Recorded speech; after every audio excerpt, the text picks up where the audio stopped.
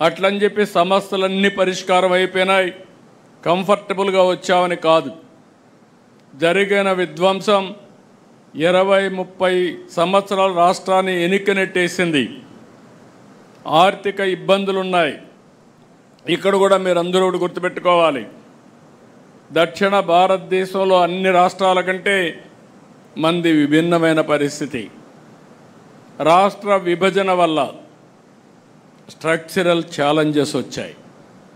అంటే ఒకప్పుడు మీరు చూస్తే, ఈరోజు తెలంగాణ చూస్తే రాష్ట్ర ఆదాయంలో లేకుంటే అభివృద్ధిలో 67% సర్వీస్ సెక్టర్. ఎక్కడైతే 67% సర్వీస్ సెక్టర్ ఉంటే రాష్ట్రానికి ఆదాయం ఎక్కువ వస్తుంది. వాళ్ళ రాష్ట్ర ఆదాయంలో జిఎస్టిపి నుంచి 9.3% ఆదాయం రాష్ట్రానికి వస్తుంది. అదే మన దగ్గర 46% సర్వీస్ సెక్టర్, అగ్రికల్చర్ 35%. దీనివల్ల మనకు వచ్చే జిఎస్టిపి నుంచి 6.3% మనకు ఆదాయం వస్తుంది. ఇది ఒక పెద్ద సవాల్. దీనికోసమే మన సర్వీస్ సెక్టర్కి ప్రాధాన్యత ఇవ్వాలి, ఇండస్ట్రీకి ప్రాధాన్యత ఇవ్వాలి, అగ్రికల్చర్ని కూడా ముందుకు తీసుకుపోవాల్సిన అవసరం ఉంది. అదే సమయంలో 1924 జరిగిన విధ్వంసం రాష్ట్రాన్ని మళ్ళీ తిరిగి కోలుకోలేని దెబ్బతీసింది. ఇవన్నీ కూడా రెండు కరెక్ట్ చేసుకుంటూనే మనం ముందుకు పోతున్నాం. చెప్పిన హామీలు అమలు చేయడం కోసం అడుగడుగు ముందుకేసాం. 64 లక్షల మందికి పింఛన్లు, 34 వేల కోట్ల రూపాయలు ఒక్క సంవత్సరంలో ఇచ్చాం. మనం ఇది చెప్పకపోతే ప్రజల్లో కూడా అర్థం కాకపోవచ్చు. 4,000, 6,000, 10,000, 15,000 రూపాయలు పింఛన్లు ఇచ్చే ఏకైక ప్రభుత్వం భారతదేశంలో ఒక్క తెలుగుదేశం ప్రభుత్వం, ఒక్క ఆంధ్రప్రదేశ్ రాష్ట్రం ఒకటే. మనలో నియర్గా కూడా ఎవరు లేని పరిస్థితి ఉంది. ఈ విషయం మీరు గుర్తుపెట్టుకోవాలి. మత్స్యకార భరోసా కింద 20,000 రూపాయలు చొప్పున 259 కోట్లు ఇచ్చాం. తల్లికి వందనం మనం హామీ ఇచ్చాం.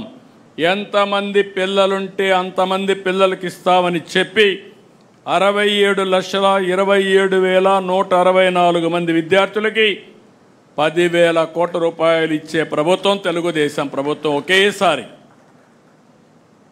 దీంట్లో కూడా మొన్న 1వ తరగతి 11వ తరగతి అడ్మిషన్స్ కావాలి, అడ్మిషన్స్ అయిన వెంటనే ఇస్తున్నాం. ఇంకొక పక్కన దీపం 2 కింద 2,601 కోట్ల రూపాయలు ఇచ్చాం. 3 సిలిండర్లు ఇస్తున్నాం. 55,57,000 మెట్రిక్ టన్నులు ధాన్యాన్ని కొనుగోలు చేశాం. 13,584 కోట్ల రూపాయలు పే చేశాం.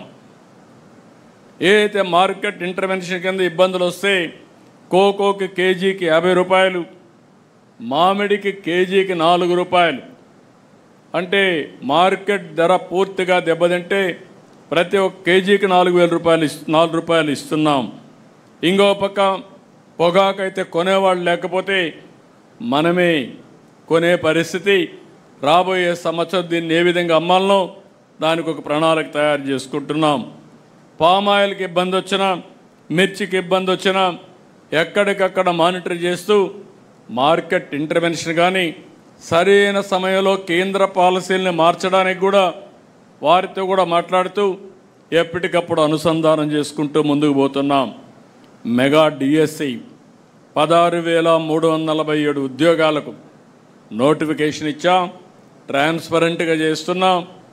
ఈవెన్ ఎక్కడ కూడా ఒక జీరో మిస్టేక్ లేకుండా చేయబోతున్నాం. ఇంకో పక్క అన్నా క్యాంటీన్లు 204 పెట్టాం. ప్రతి నియోజకవర్గంలో ఒక అన్నా క్యాంటీన్ పెట్టడానికి నిర్ణయం చేశాం. 5 రూపాయలకే పేదవాడి ఆకలి తీరుస్తున్నాం. వచ్చే నెల కేంద్ర ప్రభుత్వం కూడా అన్నదాత సుఖీభవ కింద డబ్బులు ఇస్తారు. అదే రోజు మన డబ్బులు కూడా వేస్తాం. ఆ రోజున మీరందరూ భాగస్వాములై దీన్ని లాజికల్గా తీసుకుపోయే బాధ్యత తీసుకోవాలి. ఈ సంవత్సరం నుంచి కేంద్రం ఇచ్చే సమయంలో మన వాటా కూడా వేసి ఏదైతే చెప్పిన మాట నిలబెట్టుకోవడానికి ప్రతి రైతుకు 20,000 రూపాయలు ఇచ్చే బాధ్యత మనది. ఆ విషయం మీరు గుర్తుపెట్టుకోవాలి.